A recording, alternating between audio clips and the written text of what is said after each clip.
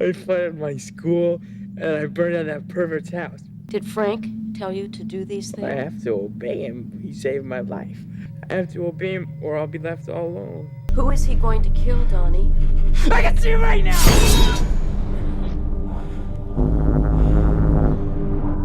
These guys can't open up. The sky would suddenly open up. It would only be you and him and no one else.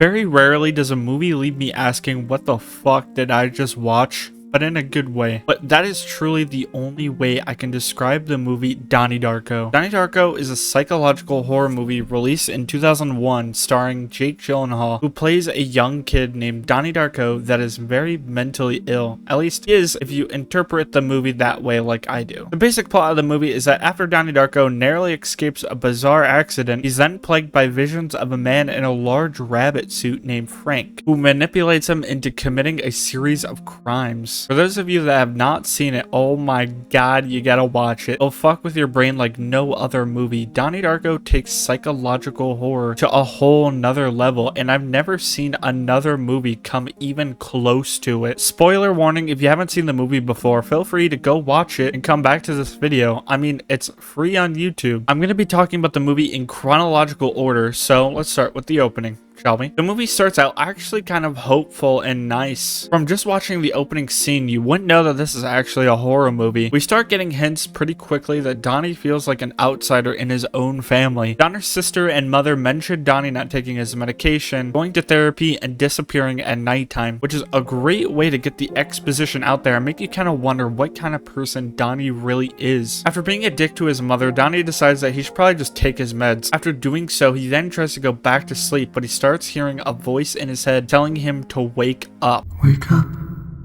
I've been watching you.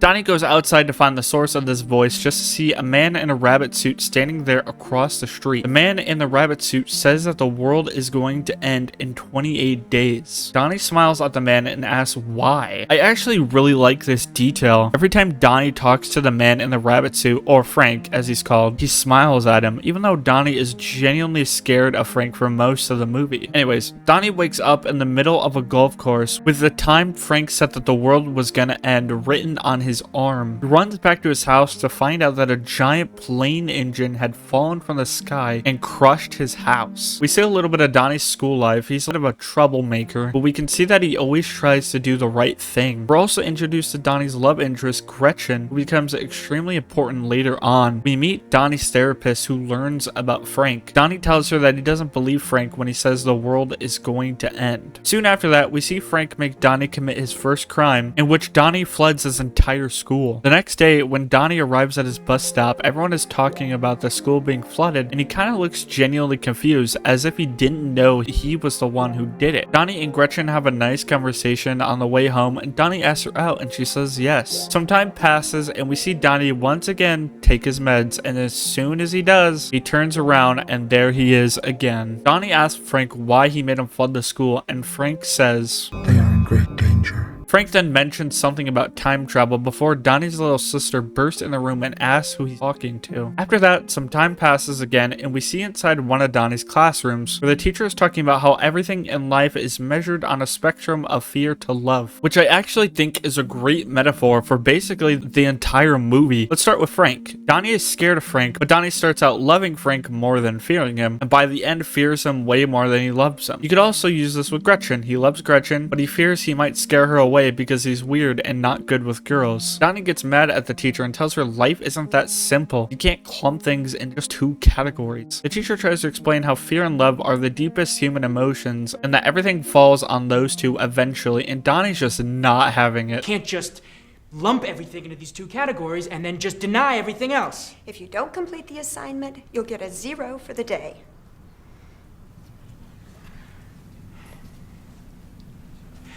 Donald, let's go over this again.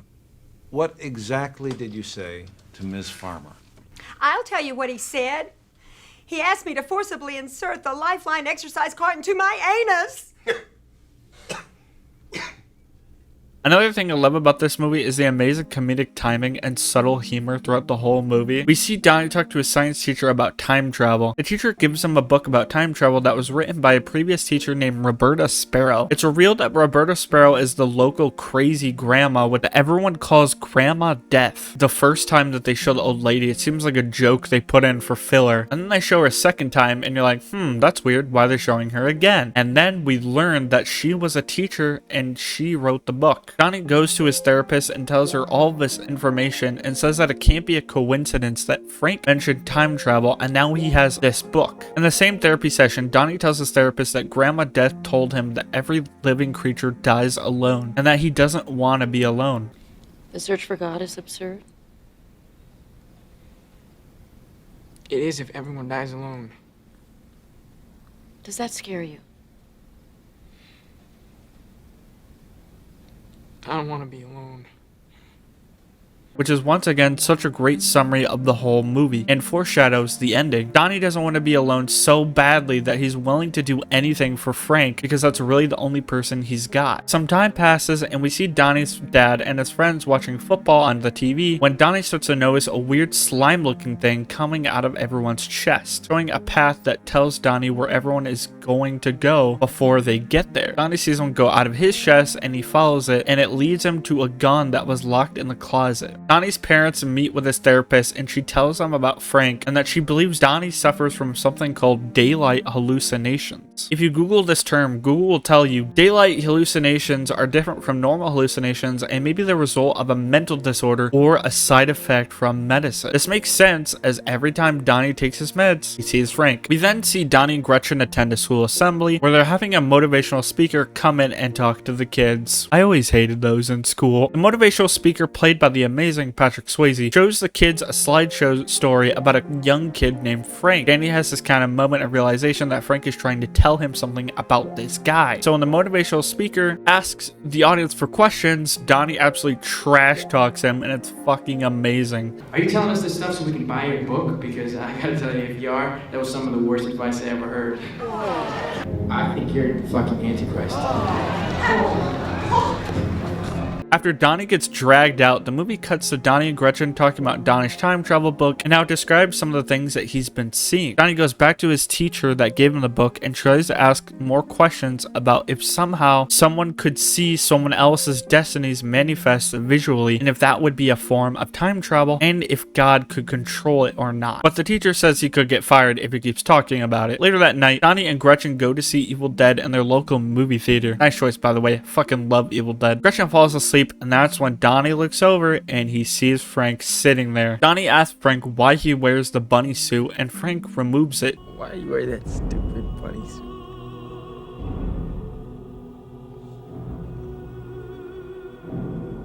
Why are you wearing that stupid man suit? Showing his face that has one eye with a bullet hole and is bleeding. After having an interesting conversation, Frank demands Donnie to burn a specific building to the ground. Donnie follows Frank's orders, which lead him to the motivational speaker's house, who he finds out is a pedophile, which just gives him more of a reason to obey Frank and burn it to the ground. A day passes and Donnie has this really sweet moment with his dad, where his dad tells him that people who think Donnie is crazy are full of shit and he shouldn't believe them. We then see the motivational speaker arrested and charged for CP on the news, and Donnie smiles at the TV, obviously taking pride in being the one to take him down. We then see Donnie in class with his English teacher. She talks about a story about a rabbit that has a vision of every rabbit going extinct, and Donnie objects to the story, saying we shouldn't care if the rabbits die or not. The way I interpret this scene is that it's basically a metaphor for Donnie and Frank. Frank is saying the world is going to end, just like the rabbit in the story. Donnie doesn't believe him, like the other rabbits in the story. I think Donnie is trying to say here that even if the world was going to end, why should he care? The line about But aren't we forgetting about the miracle of storytelling? The Deus Ex Machina, the God machine? That's what saved the rabbits. I think is trying to foreshadow the ending, because that's pretty much exactly what happens at the end of the movie. We see Donnie at his therapist once again, where he confesses to flooding his school and burning down the pedophile's house. Did Frank tell you to do these I things? have to obey him. He saved my life.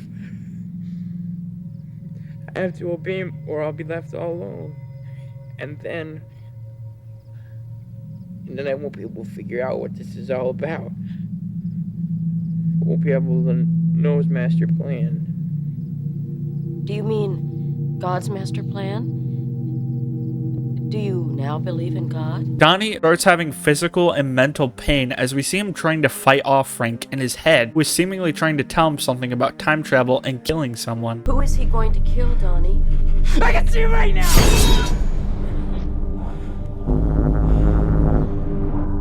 These guys can't open up.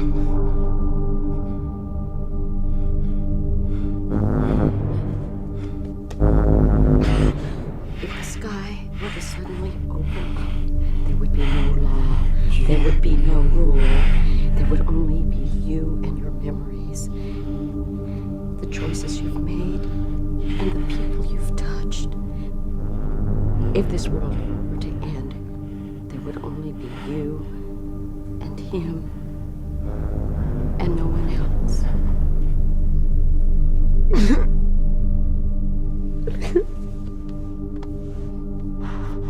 Jake Gyllenhaal's acting, even as a young kid, is just phenomenal. He makes it to where you genuinely feel so bad for Donnie when watching this. A day passes and we see Donnie's sister get accepted into college, and as a celebration, they decide to throw a party. And if you've seen a lot of horror movies like I have, the party is always where the bad shit happens. Gretchen shows up to the party, revealing that her mom left her and the cops told her to go somewhere safe while they work things out. The screen flashes 6 hours remain until the end of the world, and Donnie starts seeing the bubbles come out of everyone's chest again. He starts seeing visions again, and that tells Gretchen and his two friends that they need to go see Grandma Death and that time is running out. They bike to Grandma's Death place, and then they suddenly get jumped by the two bullies from earlier in the movie. While Donnie is fighting out the bullies, a car shows up and freaks out the bullies. Donnie mumbles something about Mark, what did you just say? What the fuck did you just say?